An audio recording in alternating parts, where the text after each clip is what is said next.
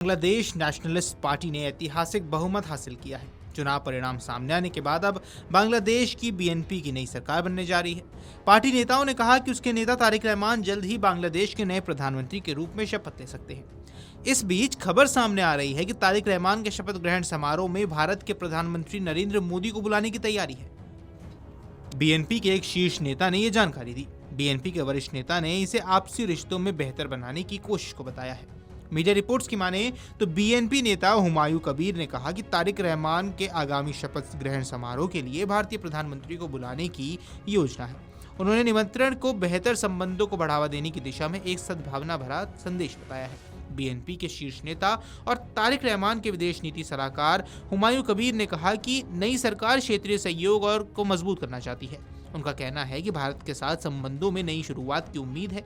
वहीं आपको बता दें, ये बयान भी ऐसे समय पर सामने आया है जब शेख हसीना की अवामी लीग सरकार के हटने के बाद बांग्लादेश की राजनीति में पहले ही बड़ा बदलाव हुआ है।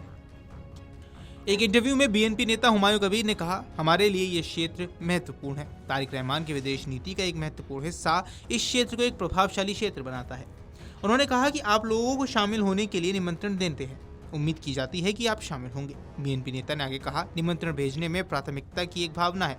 समय कम है लेकिन इसमें एक संकेत है, एक सद्भावना संकेत है। हुमायूं कबीर ने कहा कि तारिक रहमान की अगुवाई में नई सरकार संतुलित और सहयोग वाली नीति अपनाने वाली है। इसी बीच बीएनपी ने अपने आधिकारिक एक्स हैंडल से भारतीय प्रधानमंत्री को पार्टी की जीत पर दिए गए बधाई संदेश के लिए धन्यवाद दिया। बीएनपी ने लिखा, माननीय नरेंद्र मोदी, बहुत बहुत धन्यवाद। राष्ट्रीय चुनाव में बीएनपी को निर्णायक जीत दिलाने में मिस्टर तारिक रहमान के नेतृत्व को आपने जिस तरह से माना, उसके लिए हम बहुत आभारी हैं। ये नतीजा बांग्लादेश के लोगों के हमारे नेतृत्व और लोकतांत्रिक प्रक्रिया पर भरोसे और विश्वास को दिखाता है।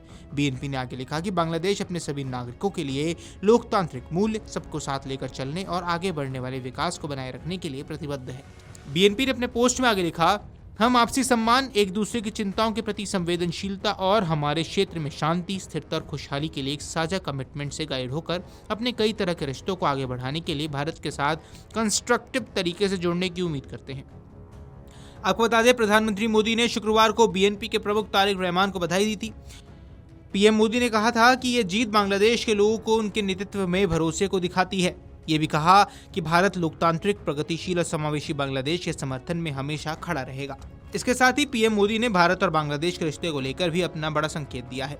पीएम मोदी ने कहा कि वह तारिक रहमान के साथ मिलकर भारत बांग्लादेश के बहुआयामी संबंधों को और मजबूत करने और दोनों देशों के साझा विकास लक्ष्यों को आगे बढ़ाने के लिए काम करते रहेंगे। वहीं आपको बता दें, हाल ही में संसदीय चुनाव में बीएनपी को भारी जीत मिली है।